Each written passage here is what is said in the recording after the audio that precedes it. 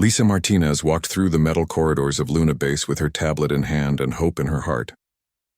The morning shift had just started, and the base hummed with activity as pilots and crew members prepared for another day of training and missions. She had been waiting for this moment for 3 months now, ever since she finished her advanced combat training with the highest scores in her class. The Griffin HX-9 was everything a pilot could dream of. It was fast, deadly, and equipped with technology that made other starfighters look like toys from the past. The quantum drive could push the ship through space faster than anything else humanity had built. The adaptive armor could change its structure to deflect different types of weapons. The targeting system was so advanced it could lock onto enemies before they even knew they were being hunted. Lisa had studied every technical manual about the Griffin HX-9. She knew its systems better than most mechanics knew their tools.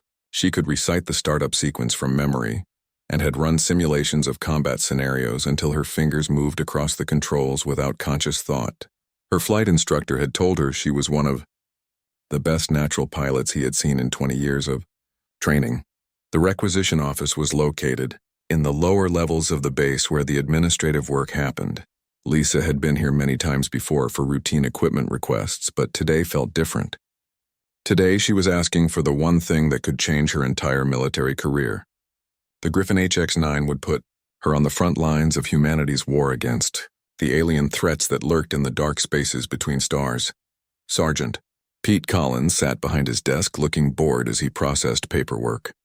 He was a thick man with gray hair and tired eyes who had been working in requisitions for more years than Lisa had been alive. The walls around his desk were covered with forms and regulations that seemed to multiply every time someone looked at them.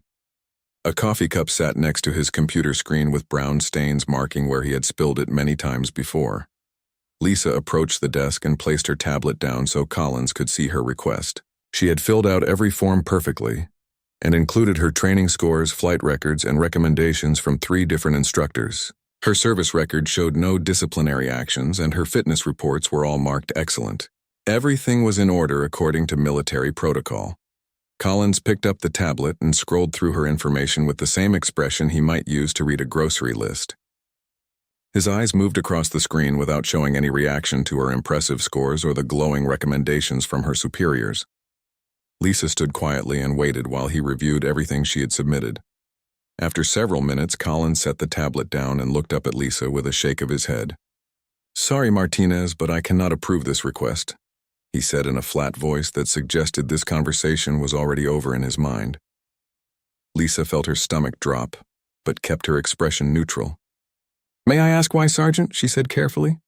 "My scores meet all the requirements listed in the pilot qualification manual." Collins leaned back in his chair and gestured vaguely at his computer screen. "Orders from above," he said. "Griffin units are restricted to senior pilots only. You need more experience before you can handle equipment like that." The explanation made no sense, and Lisa knew it. She had checked the official requirements many times, and her qualifications exceeded them in every category. Senior pilots was not a real classification in the military structure. It was just words that Collins was using to avoid giving her the real reason for his denial. Lisa had seen other pilots get approved for Griffin assignments with worse records than hers. Lieutenant Danny Walsh had crashed 2 training ships and still received his Griffin certification last month. Captain Steve Rogers had failed his first atmospheric flight test and needed 3 attempts to pass, but he was already flying Griffin missions over the outer colonies. "Sergeant, with respect, I have higher simulation scores than most of the pilots who have been approved for Griffin assignments," Lisa said. "My flight hours exceed the minimum requirements by 40%, and my weapons training marks are in the top 5% of all pilots on this base." Collins picked up a pen and tapped it against his desk while he looked at Lisa with obvious irritation. "Listen, Martinez, I do not make the rules here. I just follow them. The Griffin HX-9 is expensive equipment, and Command wants to make sure it goes to pilots who can handle the responsibility. Maybe in a few more years you will be ready for something like that." The dismissal in his voice was clear, but Lisa was not ready to give up. She had worked too hard and come too far to be stopped by bureaucratic excuses. "What specific experience am I lacking, Sergeant?" she asked. "I have completed advanced combat training, deep space navigation, and emergency procedures. My record shows successful completion of every required course." Collins set down his pen and looked at Lisa with the expression of someone who was tired of explaining obvious things to slow children. Look, flying a Griffin is not like flying the trainers you are used to. These machines are worth more than most people make in their entire lives. Command needs to know that the pilot can handle not just the technical aspects but also the pressure of real combat situations. Lisa wanted to point out that she could not gain real combat experience without being assigned to combat missions, but she knew that argument would fall on deaf ears. The circular logic was intentional. It was designed to keep certain people out of certain positions regardless of their qualifications. What would I need to do to be considered ready? Lisa asked instead. Collins shrugged and turned back to his computer screen. Keep flying your current assignments and maybe something will open up eventually. The military has been using the same promotion system for generations and it works fine. Patience is an important quality for any pilot to develop. Lisa picked up her tablet and stepped back from the desk. She could see that continuing this conversation would accomplish nothing, except to annoy Collins further. The denial had nothing to do with her qualifications or experience and everything to do with factors that would never be written down in any official document. As she walked away from the requisition office, Lisa thought about all the male pilots who had received their Griffin assignments without having to answer questions about patience or readiness. She thought about the countless hours she had spent in simulators perfecting her skills, while others with less ability moved ahead of her. The system was designed to work exactly the way it was working, but Lisa Martinez had not made it this far by accepting unfair treatment quietly. She would find another way to prove herself worthy of flying the Griffin HX-9. The war against the aliens needed every capable pilot humanity could field, and she was determined to be part of that fight whether the bureaucrats wanted her there or not. The rejection stung, but it also strengthened her resolve to show everyone what she could accomplish when given the chance. 3 weeks passed since Lisa's rejection, and she watched the pilot assignments with growing frustration. Every few days, another male pilot would receive approval for Griffin HX-9 training, while qualified female pilots continued to fly older equipment. The pattern was so obvious that Lisa wondered how anyone could pretend it was based on merit alone. Captain Jake Morrison was the latest pilot to receive his Griffin assignment, and his celebration in the officers' mess hall was loud enough to hear from 3 tables away. Morrison had barely passed his atmospheric flight tests, and his landing scores were among the worst in their training class. During combat simulations, he often broke formation and ignored orders from his wing commander. Yet somehow he was considered ready for humanity's most advanced starfighter. Lisa sat with Lieutenant Amy Johnson at their usual table and picked at her dinner while Morrison told anyone who would listen about his upcoming Griffin missions. Amy had been denied a Griffin assignment the same day as Lisa, despite having better scores than Morrison in every category except height and muscle mass. Both women had learned to keep their opinions about pilot assignments to themselves in public. "Did you see his targeting scores from last week?" Amy asked quietly, while cutting her synthetic meat into small pieces. "He missed 7 out of 10 stationary targets during basic weapons training." Lisa nodded and watched Morrison demonstrate his imaginary combat maneuvers with dramatic gestures that knocked over his water glass. "His spatial navigation test took him 40% longer than the standard time limit," she said. "But apparently that does not matter when you have the right qualifications." The right qualifications had nothing to do with flying ability and everything to do with chromosomes. Lisa had been documenting the Griffin assignments for 2 months now, and the results were impossible to ignore. 18 male pilots had been approved while 0 female pilots received their certifications. The male pilots averaged lower scores than the female pilots in every measurable category. Lieutenant Ryan Burke was another example of the twisted logic behind Griffin assignments. Burke was known throughout the base for his reckless flying and had accumulated more reprimands than any other pilot in their squadron.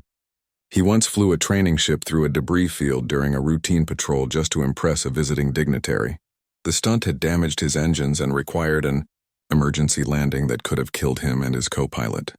Despite his record of dangerous behavior, Burke had been fast tracked into the Griffin program, ahead of pilots who followed safety protocols and completed their missions without incident. His approval came through just 5 days after he submitted his application, while female pilots waited months for responses to their requests. Lisa had started keeping detailed records of every Griffin assignment along with the flight scores and service records of approved and rejected pilots. The data told a story that would be difficult to explain away if anyone in command wanted to look at it honestly. Female pilots averaged 12% higher scores on technical examinations and 15% better performance ratings from their instructors. The discrimination was not limited to Griffin assignments either. Female pilots were consistently given the least desirable missions, while their male counterparts received opportunities for advancement and recognition. Lisa found herself assigned to cargo runs and routine patrols, while male pilots with worse records flew escort missions and combat operations. Amy had similar experiences with her assignment rotations. Despite her expertise in long-range reconnaissance, she was usually assigned to short-range patrols that kept her close to base. Male pilots with less training in deep space operations were sent on the exploration missions that could lead to promotions and commendations. I heard Lieutenant Kim got denied again yesterday, Amy said while pushing vegetables around her plate. That makes 3 rejections in 4 months. Lisa knew Kim's record well because they had trained together during advanced combat school.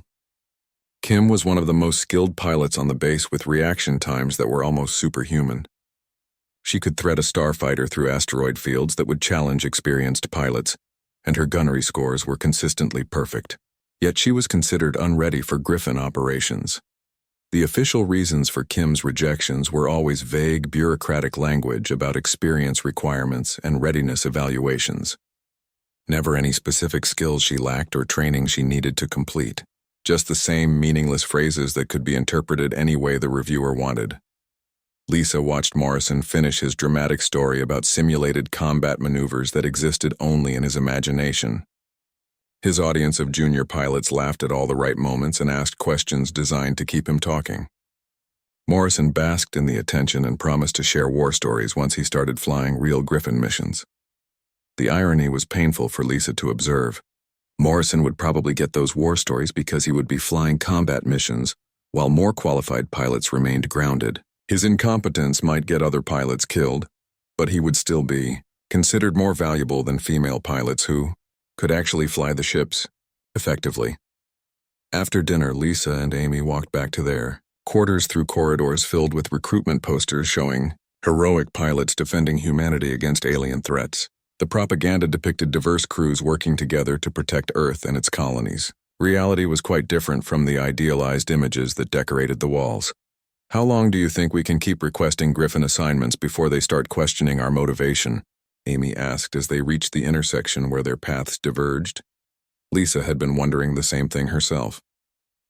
Military protocol allowed pilots to request specific equipment assignments, but repeated rejections might be seen as insubordination or failure to accept legitimate command decisions.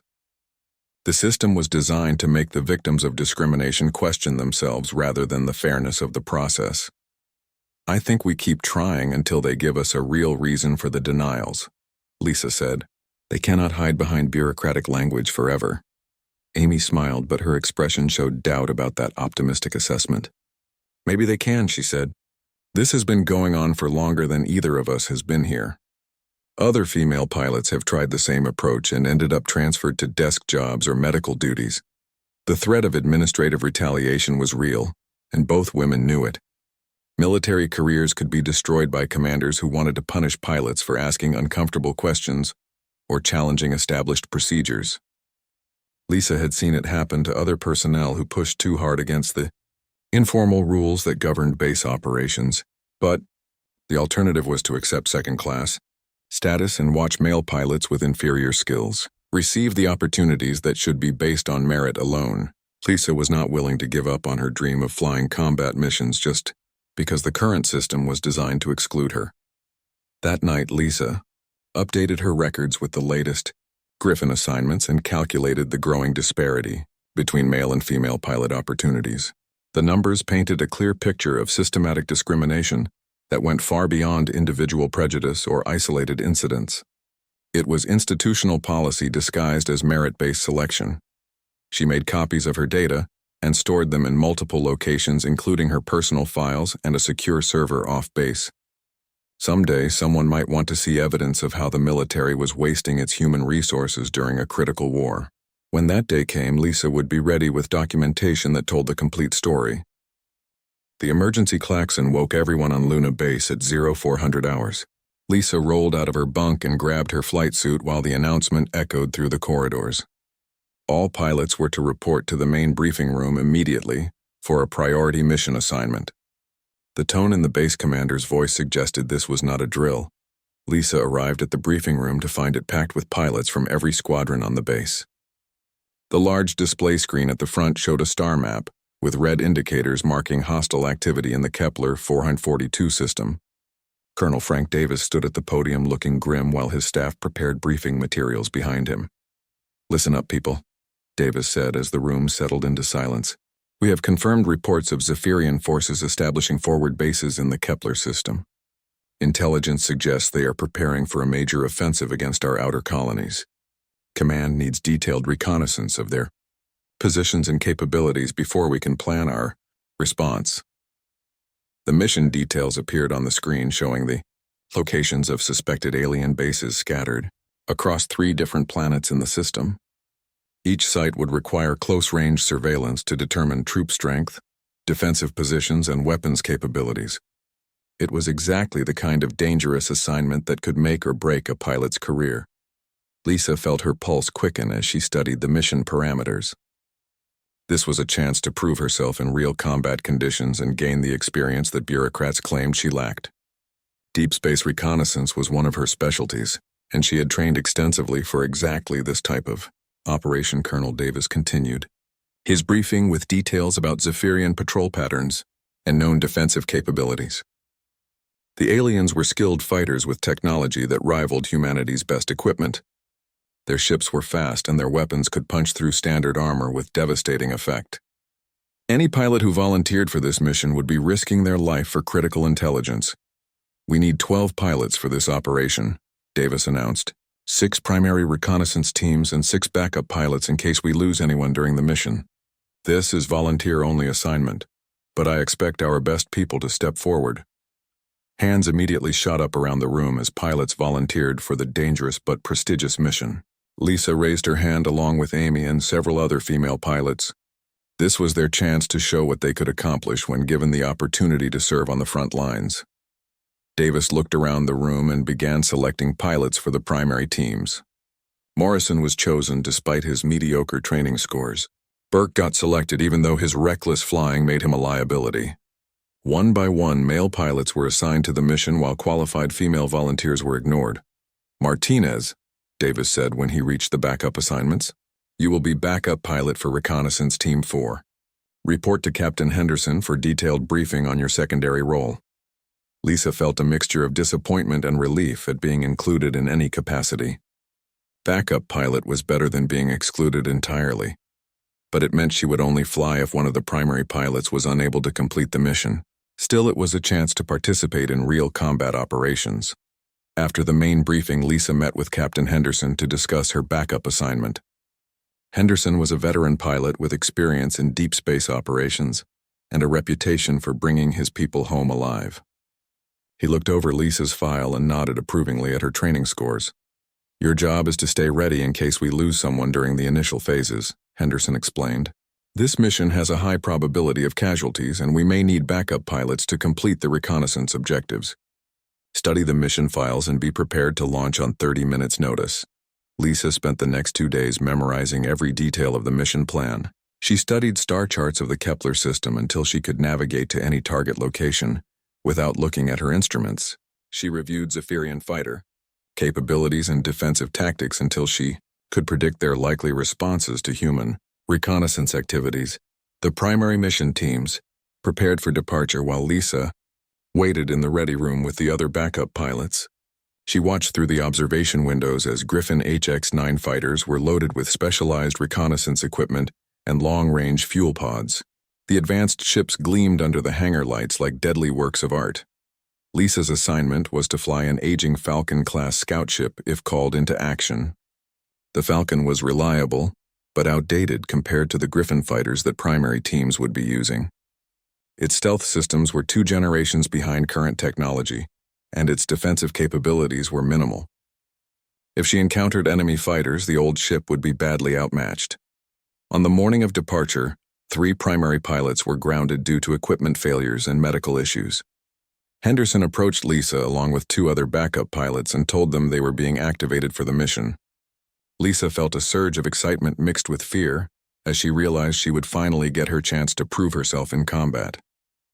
"Martinez, you will be flying reconnaissance of the 3rd planet in the system," Henderson said while handing her a data pad with target coordinates. "Intelligence believes the Zephyrians have established their main supply depot there.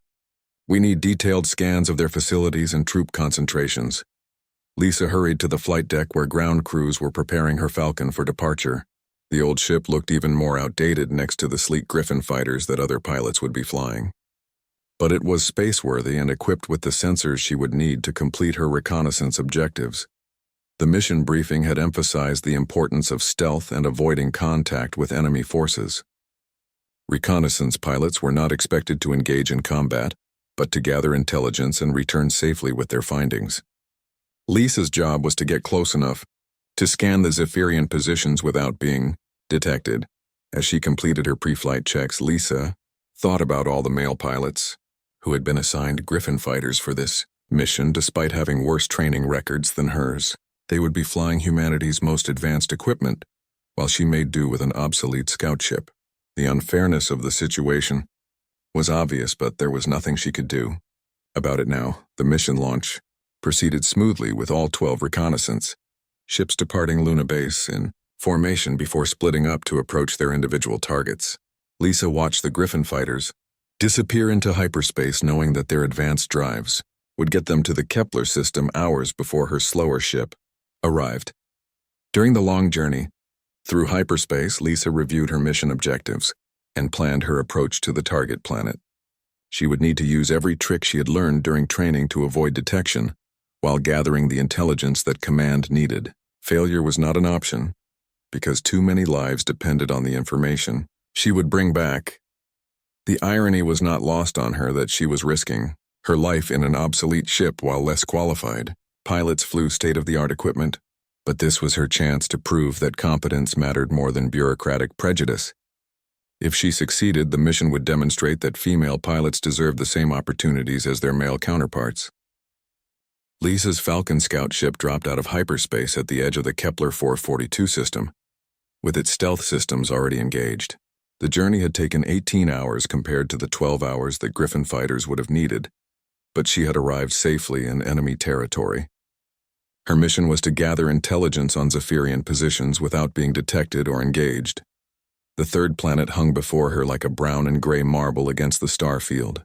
Long-range sensors showed industrial activity on the surface with what appeared to be massive construction projects near the northern polar region. The Zephyrians were building something big, and command needed to know what it was. Before planning their counterattack, Lisa engaged passive scanning mode and began her approach to the planet, using a trajectory that would keep her hidden behind the largest of its 3 moons. The Falcon's outdated stealth technology was not as sophisticated as the systems on Griffin fighters, but it was still effective against most detection methods if used carefully. Initial scans revealed extensive Zephyrian military installations scattered across the planet's surface, supply depots, weapons manufacturing facilities, and what looked like massive launch platforms for their capital ships. The aliens were clearly preparing for a major offensive that would threaten every human colony in this sector of space.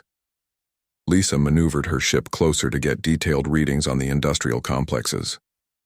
Her sensors detected thousands of Zephyrian troops and hundreds of their fighter craft positioned around key facilities. The defensive positions were more extensive than intelligence had predicted, and the enemy force strength was significantly larger than expected.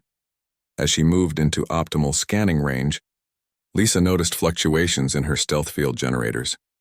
The aging systems were struggling to maintain full concealment, while running the intensive sensor sweeps required for detailed intelligence gathering. She had to choose between getting the information command needed or maintaining perfect stealth coverage. Lisa decided to continue the mission despite the risk to her stealth systems. The intelligence she was gathering was too important to abandon because of equipment limitations. She began recording everything her sensors could detect while monitoring the deteriorating condition of her concealment field. The detailed scans revealed the true scope of the Zephyrian threat. They were not just building forward bases, but constructing a massive fleet assembly facility that could produce capital ships faster than humanity could destroy them. If this operation succeeded, the aliens would have numerical superiority within months. Lisa was completing her scans of the final target area when her stealth systems failed completely. The Falcon became visible to enemy sensors just as she was passing over the largest Zephyrian military installation on the planet. Within seconds, her ship was detected and enemy fighters were launching to intercept her. 3 Zephyrian interceptors rose from the planet's surface with their weapons already charging for combat. Lisa pushed her engines to maximum power and began evasive maneuvers while trying to escape the planet's gravity well. The Falcon was fast, but not fast enough to outrun the alien fighters in a straight chase. Lisa dove toward the planet's ring system, hoping to lose her pursuers among the ice and rock debris that orbited the world. The Falcon's small size and agility gave her an advantage in navigating the dense particle field, but the Zephyrian pilots were skilled and determined. To prevent her escape, enemy weapons fire lit up the space around Lisa's ship as she twisted between massive chunks of ice and metal. The Falcon's shields absorbed several hits, but her defensive systems were no match for sustained combat against multiple opponents. She needed to find a way to break contact, or her mission would end in capture or death. Lisa spotted a gap in the ring system where gravitational forces had cleared a corridor through the debris field. She aimed for the opening while Zephyrian fighters closed in from multiple directions. Their weapons were more powerful than anything. Mounted on her scout ship, and a direct hit could disable her engines or life support systems. The chase continued through the asteroid field with Lisa using every defensive maneuver she had learned during training. She rolled her ship through narrow passages between rocks and used debris clouds to mask her heat signature. The Falcon took several more hits but continued to function, despite growing damage to its hull and systems. One of the pursuing fighters made the mistake of following Lisa too closely through a dense debris cluster. The alien pilot clipped an asteroid with his wing and spiraled out of control into a larger rock formation. The explosion lit up the darkness and reduced Lisa's pursuers from 3 ships to 2. Lisa finally reached clear space beyond the ring system, but her ship was badly damaged and losing power. Her engines were operating at 60% capacity, and her life support system showed multiple failures. The remaining Zephyrian fighters were still pursuing but falling behind as their fuel reserves ran low. The enemy pilots eventually broke off their pursuit and returned to their base rather than risk running out of fuel in deep space.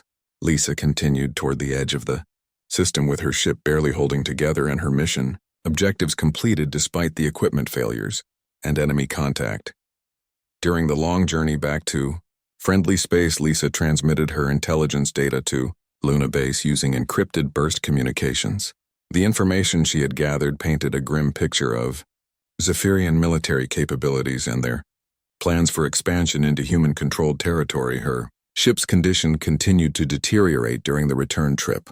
Life support systems failed completely, forcing her to rely on her emergency oxygen supply for the final 6 hours of travel.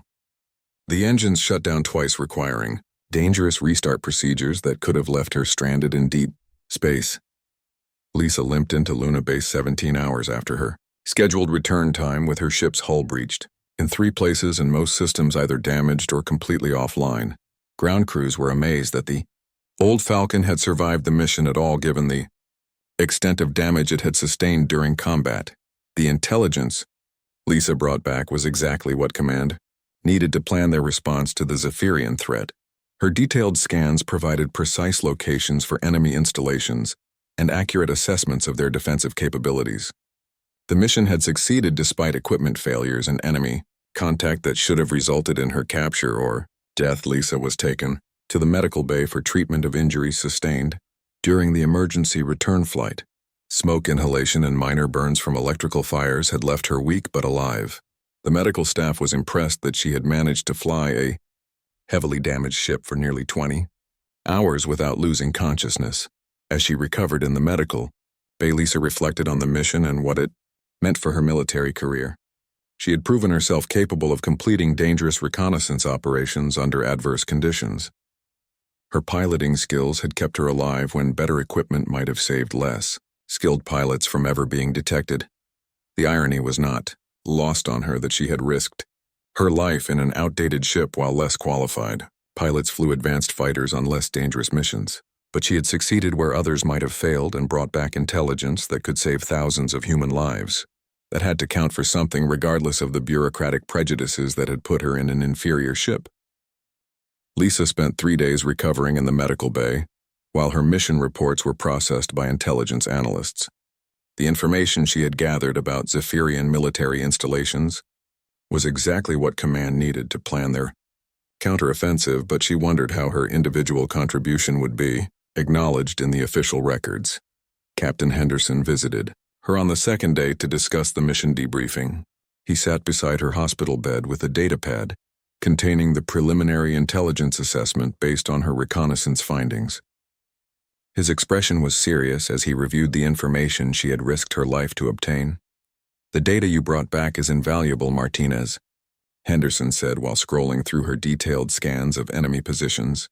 "Intelligence estimates that your reconnaissance prevented a surprise attack that could have cost us 3 colony worlds and thousands of civilian lives." Lisa felt a surge of pride at Henderson's words, but also a nagging worry about how her success would be reported up the chain of command. Military bureaucracy had a way of minimizing achievements that did not fit the preferred narrative about who deserved credit for important operations. "Will my role in the mission be accurately reflected in the official reports, Captain?" Lisa asked while adjusting her position in the hospital bed. The injuries from her emergency return flight were minor but painful enough to remind her of the risks she had taken. Henderson paused his review of the datapad and looked at Lisa with an expression that suggested he understood her concerns. "Your technical debriefing will be included in the intelligence package that goes to Fleet Command," he said carefully. The specific details of individual pilot contributions are usually summarized for brevity in higher-level reports. The diplomatic language was a polite way of saying that her individual achievements would be buried in bureaucratic summaries that focused on overall mission success rather than recognizing the pilots who made that success possible.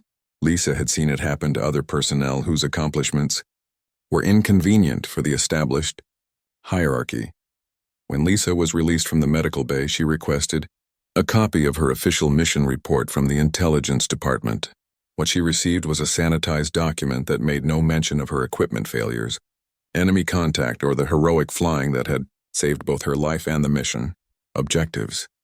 The report described her reconnaissance as a routine surveillance operation conducted without significant incident. Her detailed intelligence gathering was attributed to standard sensor sweeps of designated target areas. The fact that she had completed the mission despite stealth system failures and enemy pursuit was completely omitted from the official record. Lisa compared her sanitized report with the mission summaries of other pilots and found the same pattern of minimized achievements for female personnel. Amy's successful reconnaissance of a heavily defended asteroid base was described as uneventful patrol duties. Another female pilot's discovery of a hidden Zephyrian supply depot was credited to routine deep space monitoring.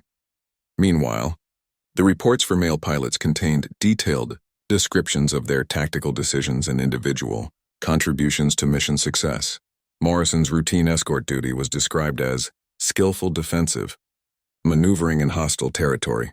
Burkus' equipment malfunction that forced an early return was portrayed as strategic withdrawal to preserve valuable intelligence assets. The double standard was so obvious that Lisa wondered how anyone could pretend the reporting process was objective. Female pilots who succeeded despite inferior equipment and dangerous conditions received minimal recognition, while male pilots who completed routine missions with advanced fighters were praised for their tactical brilliance. Lisa decided to request another Griffin HX-9 assignment based on her proven combat performance during the reconnaissance mission. She updated her application with details of her successful intelligence gathering and her ability to complete dangerous operations under adverse conditions. Surely her demonstrated competence would overcome bureaucratic resistance. Sergeant Collins reviewed her new application with the same bored expression he had shown during her previous requests. He scrolled through her updated service record, including her recent mission accomplishments, without showing any sign that her achievements impressed him or changed his assessment of her qualifications. Sorry, Martinez, but the answer is still no, Collins said while setting her datapad aside. Command has reviewed your recent activities and determined that you need more experience before handling advanced equipment, like the Griffin. The rejection was particularly insulting, given that Lisa had just completed a mission that required more skill and courage than most Griffin pilots would ever need to demonstrate. She had proven herself in actual combat conditions while flying. Inferior equipment yet somehow remained unqualified for the advanced fighters that less capable pilots received. Routinely, Sergeant, what specific experience am I lacking that other Griffin pilots possessed when they received their certifications? Lisa asked while trying to keep her frustration out of her voice. My recent mission report shows successful completion of dangerous reconnaissance under enemy fire. Collins picked up another datapad and pretended to review some other paperwork while he considered his response. Budget constraints, he finally said without looking up from his fake review. Griffin units are expensive and Command wants to make sure they go to pilots who will get the most use out of them. The budget constraint excuse was even more insulting than his previous explanations. Lisa knew that Griffin fighters were being assigned to male pilots for routine patrol missions that could easily be handled by older equipment. Morrison had been using his Griffin for cargo escort duties that required no special capabilities beyond basic flight operations. Lisa left the requisition office with a growing understanding that no amount of demonstrated competence would change the systematic discrimination she faced. The bureaucracy was designed to exclude her regardless of her qualifications or achievements. Merit had nothing to do with assignment. Decisions that were based on factors that would never appear in official documents. That evening, Lisa met with Amy and Lieutenant Sarah Kim to discuss their shared experiences with assignment discrimination. All three women had exemplary service records and recent mission successes that should have guaranteed them access to advanced equipment and prestigious assignments. I heard Morrison got approval for a second Griffin assignment, Kim said while stirring her coffee with obvious frustration. Apparently, he needs a backup ship in case his primary fighter requires maintenance. Meanwhile, we cannot get approval for our first Griffin despite proving ourselves in actual combat. Amy nodded and pulled out her own datapad containing records of pilot assignments over the past 6 months. The pattern is getting worse rather than better, she said. Female pilots are being systematically excluded from anything that could lead to promotions or recognition. Lisa realized that documenting the discrimination was not enough to change the system. The people making assignment decisions were fully aware of what they were doing and had no intention of treating female pilots fairly regardless of evidence about their capabilities. Change would require pressure from someone with enough authority to override the embedded prejudices of the bureaucracy. The three women agreed to continue documenting the discriminatory assignment practices while looking for opportunities to bring their evidence to the attention of higher-ranking officers who might be willing to enforce actual merit-based selection. It was a long shot, but their only alternative was to accept second-class status. Indefinitely, Lisa spent that night updating her records with the latest examples of discriminatory treatment, including her own mission report, sanitization, and Griffin assignment denial. The evidence was overwhelming, but she wondered if anyone in command would care enough to take action against the systematic exclusion of qualified female pilots. General Patricia Stone arrived at Luna Base on a routine transport ship, wearing standard duty fatigues without any visible rank insignia. She carried herself with the confident bearing of someone accustomed to command, but looked like any other mid-level officer traveling between assignments. The base personnel who processed her arrival had no idea they were greeting one of humanity's most decorated military leaders. Stone had built her reputation during the early years of the Zephyrian conflict when human forces were still learning how to fight an alien enemy with superior technology. She was among the first female pilots to break through the barriers of military prejudice and prove that competence mattered more than chromosomes in life or death situations.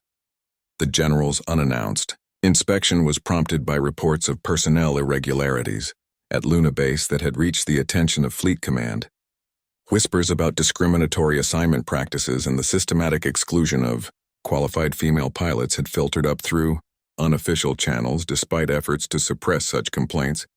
Stone spent her first day on base, observing daily operations while maintaining her cover. as a visiting logistics officer. She toured the flight training facilities and reviewed maintenance schedules for the various fighter squadrons. Her experienced eye quickly identified inefficiencies and irregularities in how resources were being allocated. The pilot assignment board in the main corridor showed a clear pattern that would have been obvious to anyone who bothered to look at it objectively. Male pilots dominated the Griffin HX-9 roster, while female pilots were relegated to older equipment, despite having superior training scores in many cases. The discrimination was so blatant that Stone wondered how Base Command justified it to themselves. Stone made her way to the requisition office where she observed Sergeant Collins processing equipment requests with obvious bias. She watched him approve a Griffin assignment for a male pilot with mediocre scores, while rejecting a similar request from a female pilot with excellent qualifications. The bureaucratic language Collins used could not hide the fundamental unfairness of his decisions. During her second day of observation, Stone positioned herself in the officers' mess hall where she could overhear conversations between pilots from different squadrons. The complaints from female personnel were consistent and detailed, with specific examples of discriminatory treatment that went far beyond isolated incidents. Stone listened to Lisa Martinez and Amy Johnson discuss their recent mission experiences and assignment rejections. Both women had proven themselves in dangerous combat situations, yet remained excluded from advanced fighter programs that less qualified male pilots entered routinely. Their frustration was evident, but they kept their voices low to avoid being overheard by the wrong people. The general also observed the celebration when another male pilot received his Griffin certification, despite having one of the worst training records in recent memory. The disparity between his qualifications and those of rejected female applicants was so obvious that Stone found herself angry at the waste of human resources during a critical war. Stone spent time reviewing personnel files in the base administrative center, where her logistics officer cover story gave her access to detailed records. The documentation confirmed what she had observed through direct surveillance. Female pilots were systematically excluded from advanced assignments regardless of their qualifications or performance. The pattern extended beyond fighter assignments to include mission rotations, training opportunities, and career advancement prospects. Female personnel were consistently given less prestigious assignments and fewer chances to distinguish themselves in ways that could lead to promotions. The discrimination was embedded in every aspect of base operations. Stone discovered that complaints about assignment practices had been filed by multiple female officers over the past year. Each complaint had been dismissed with bureaucratic language about maintaining standards and following established procedures. The investigating officers had made no effort to examine the actual evidence of discriminatory treatment. On her third day, Stone observed the morning briefing where mission assignments were distributed to the various squadrons. Female pilots received routine patrol duties and cargo escort missions, while male pilots were assigned to combat operations and reconnaissance flights.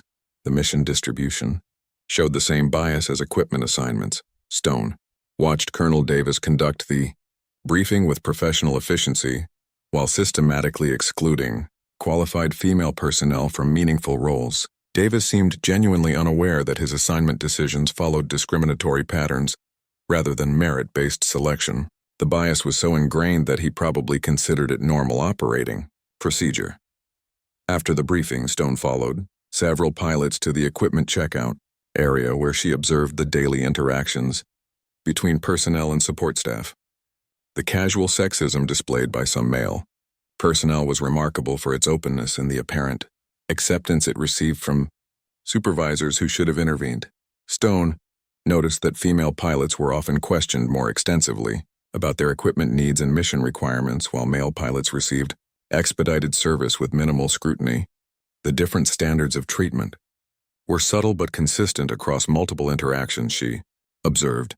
The general spent her fourth day reviewing training records and simulator scores from the past 6 months. The data showed that female pilots averaged higher performance ratings than their male counterparts in every measurable category, yet received fewer opportunities for advancement. The contradiction between performance and opportunity was impossible to explain through legitimate factors. Stone also discovered that several highly qualified female pilots had requested transfers to other bases after Repeated rejections for Griffin assignments. The base was losing experienced personnel while promoting less competent male pilots to positions they were not qualified to hold. The inefficiency was staggering from both military and economic perspectives. During her final day of covert observation, Stone positioned herself near the requisition office to witness the daily parade of equipment requests and approvals. She wanted to see firsthand how Sergeant Collins operated and whether his discriminatory practices were as blatant as the documentation suggested. Stone watched Collins reject multiple requests from qualified female pilots while approving similar applications from male personnel with inferior records. His explanations were consistently vague and bureaucratic, without addressing the specific qualifications that applicants possessed. The pattern was exactly what she had expected, based on her review of base operations. The general had seen enough evidence to confirm that Luna Base was systematically wasting human resources through discriminatory practices that violated both military regulations and basic principles of fairness. The situation required immediate intervention to restore merit-based selection and ensure that humanity's best pilots were flying its most advanced equipment. Stone knew that confronting the discrimination directly would be more effective than working through bureaucratic channels that had already proven ineffective at addressing the problem. Sometimes the only way to change entrenched systems was through dramatic action that made continuing the status quo impossible. The general prepared for her final test of the base's discriminatory practices by approaching the requisition office herself to request equipment assignment. Her interaction with Sergeant Collins would determine whether the bias was limited to specific personnel or represented a broader institutional failure that required comprehensive reform. General Stone approached the requisition office on her 5th day at Luna Base, while Lisa Martinez waited in line ahead of her with another Griffin HX-9 request. Stone positioned herself close enough to observe the interaction while maintaining her cover as a visiting logistics officer who needed routine equipment assignments. Lisa placed her datapad on Collins' desk with the same hopeful expression she had worn during her previous requests. Her latest application included detailed documentation of her recent reconnaissance mission and combat performance under enemy fire. She had added letters of recommendation from 3 different squadron commanders who praised her piloting skills. Collins picked up the datapad with obvious reluctance and scrolled through Lisa's updated qualifications without showing any sign of being impressed by her achievements. His bored expression suggested that he had already decided to reject her request before reviewing any of the supporting documentation she had provided. Martinez again, Collins said with a tone that made her name sound like something unpleasant he had found on the bottom of his shoe. I thought we already discussed this Griffin business several times before now. Lisa maintained her professional composure despite the dismissive treatment she was receiving. Sergeant, I have completed additional combat missions since my last application and received commendations for performance under enemy fire. My qualifications now exceed those of most pilots who have been approved for Griffin assignments. Collins set down the datapad and leaned back in his chair while looking at Lisa with obvious irritation. Listen, Martinez, flying one reconnaissance mission does not make you qualified for advanced fighter operations. The Griffin HX-9 requires pilots who can handle sustained combat pressure and make split-second decisions that affect entire operations. The irony of his statement was not lost on Lisa or on General Stone, who was listening. From just a few feet away, Lisa had demonstrated exactly those capabilities during her mission behind enemy lines while flying inferior equipment against overwhelming odds. Her performance had exceeded anything most Griffin pilots would ever be asked to accomplish. Sergeant, what specific additional experience would I need to qualify for Griffin assignment? Lisa asked while trying to keep frustration out of her voice. My current record shows successful completion of every required training program and combat-proven performance in hostile territory. Collins picked up a pen and began tapping it against his desk while he considered how to phrase his rejection. The thing is, Martinez, women just are not built for the kind of high-stress combat situations that Griffin pilots face regularly. Your emotions and physical limitations make you unsuitable for equipment that requires quick reflexes and aggressive tactics.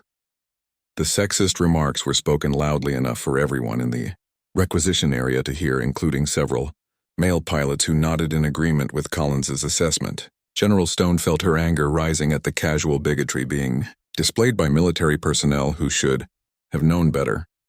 Lisa's face flushed with anger, but she kept her voice controlled as she responded to Collins' insulting comments. Sergeant, my recent mission performance demonstrates that I can handle high-stress combat situations effectively. My reflexes and decision-making under pressure are documented in official reports.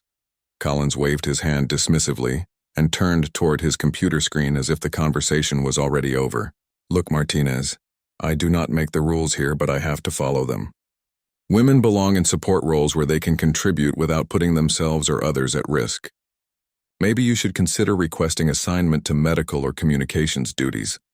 Stone had heard enough evidence of systematic discrimination to justify immediate intervention. She stepped forward to Collins's desk, while Lisa was still processing the sergeant's insulting suggestion that she abandon her piloting career for traditionally female roles.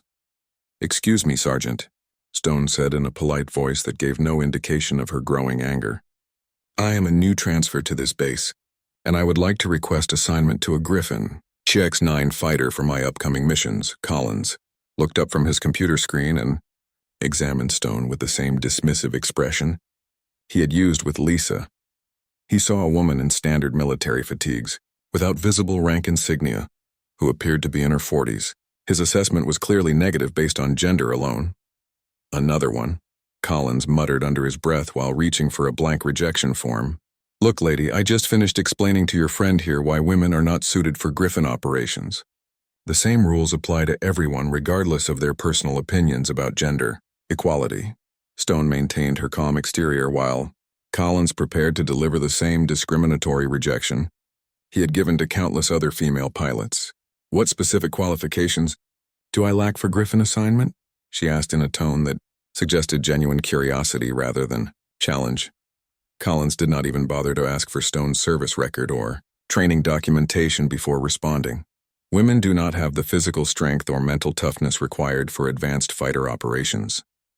You would be better suited for transport duties or administrative work where your natural abilities can be utilized more effectively. The Indad, casual sexism was even more blatant than Stone had expected based on her observations of previous interactions.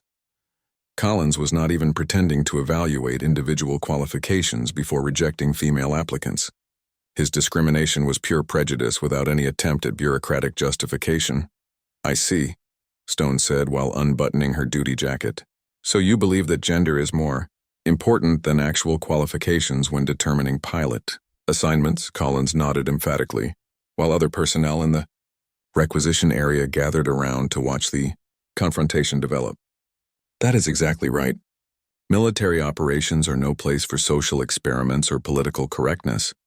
We need fighters, not diversity statistics. Stone removed her jacket to reveal the uniform underneath with 4 stars on the collar and multiple rows of combat decorations across the chest. The insignia identified her as General Patricia Stone, one of the most decorated pilots in human military history, and a legend among anyone who knew anything about the early Zephyrian conflicts. The requisition area fell completely silent as personnel recognized the rank insignia and realized what they were witnessing. Collins's face went pale as he understood that he had just delivered a sexist lecture to a 4-star general who could end his military career with a single word. Lisa stared at Stone's uniform in amazement while trying to process what was happening. The logistics officer she had seen around the base for several days was actually one of the most famous military leaders in human history. Stone's presence at Luna Base suddenly made sense as an inspection rather than a routine assignment. Sergeant Collins, Stone said in a voice that carried absolute authority despite its calm tone. You have just demonstrated the systematic discrimination that has been reported from this base. Your comments about women being unsuitable for combat roles are not only factually incorrect but represent a clear violation of military regulations regarding equal treatment. Collins tried to stand at attention, but his legs seemed unsteady as he faced the consequences of his discriminatory practices. General Stone, I was just following established procedures and guidelines from my superiors. I never intended any disrespect toward qualified personnel. Stone looked around the requisition area at the personnel who had witnessed Collins's sexist remarks and discriminatory treatment of female pilots. Everyone here heard you state that women are inherently unqualified for Griffin assignments regardless of their training or performance. Those are your words, not mine. The confrontation had drawn attention from throughout the administrative area, as word spread that a 4-star general was conducting an impromptu inspection of base operations. Personnel who had been going about their daily routines suddenly found themselves witnesses to a dramatic exposure of institutional discrimination. General Stone's revelation transformed the atmosphere at Luna Base within minutes of her confrontation with Sergeant Collins. Word spread through the corridors that humanity's most decorated female pilot was conducting an unannounced inspection and had discovered systematic discrimination in pilot assignments. Personnel who had been ignoring the obvious bias suddenly found themselves scrambling to document their own compliance with equal treatment. Regulations. Stone immediately placed Collins under arrest for violation of military regulations regarding discriminatory practices. His sexist comments in front of multiple witnesses provided clear evidence of the bias that had been excluding qualified female pilots from advanced fighter assignments.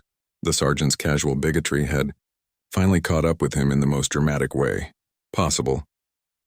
Colonel Davis arrived at the requisition office within 30 minutes of being notified about Stone's presence on the base.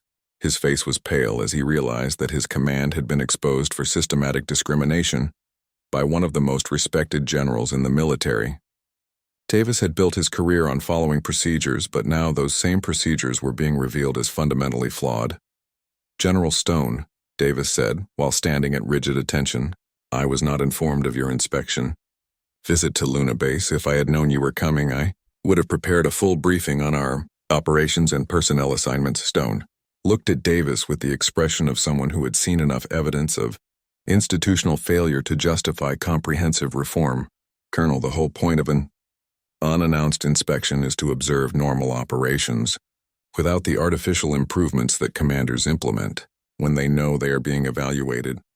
Davis nodded nervously while trying to think of explanations for the discriminatory practices that Stone had witnessed during her investigation. "General, if there have been irregularities in our assignment procedures, I can assure you that they were not intentional and will be corrected immediately." Stone pulled out her datapad containing detailed documentation of the discrimination she had observed over the past 5 days. "Colonel, I have evidence showing that qualified female pilots have been systematically excluded from Griffin HX-9 assignments, despite having superior training scores and combat performance compared to approved male applicants." The evidence was overwhelming, and Davis knew there was no way to explain away the patterns that Stone had documented. His only option was to accept responsibility and hope that cooperation would minimize the consequences for his command and his own career. Stone immediately implemented emergency protocols to ensure that pilot assignments would be based strictly on merit, rather than gender bias. Lisa Martinez and every other qualified female pilot received immediate approval for Griffin HX-9 training along with formal apologies for the discriminatory treatment they had endured. The investigation that followed, Stone's inspection, revealed the full scope of the discrimination at Luna Base. Female pilots had been excluded not only from advanced fighter assignments but also from prestigious missions, training opportunities, and career advancement tracks. The systematic bias had wasted human resources at a time when humanity needed every capable pilot in the fight against alien threats. Lisa found herself assigned to Griffin HX-9 number 743, a state-of-the-art fighter with quantum drive technology and adaptive armor systems that made her old Falcon scout ship look like a museum piece. The advanced fighter responded to her commands with precision that exceeded anything she had experienced. During her training simulations, Stone personally oversaw Lisa's transition to Griffin operations and was impressed by her immediate mastery of the advanced fighter systems. Lisa's natural piloting ability combined with her combat experience made her one of the most effective Griffin pilots on the base within weeks of receiving her assignment. The general also implemented new oversight procedures to prevent future discrimination and ensure that assignment decisions would be reviewed by multiple officers rather than left to individual biases. The changes were designed to create accountability and transparency in processes that had previously operated in shadows. Lisa was assigned as flight leader for a mixed-gender squadron that included both male and female pilots selected purely on merit. The squadron quickly developed a reputation for excellence that exceeded the performance of traditional units that had been selected using discriminatory practices. When the Zephyrian offensive finally came, Lisa's squadron was at the forefront of humanity's defensive response. Her Griffin HX-9 led formation attacks against alien capital ships with precision and courage that became legendary among the pilots who served with her. The advanced fighter's capabilities combined with her skill created a deadly combination that the enemy learned to fear.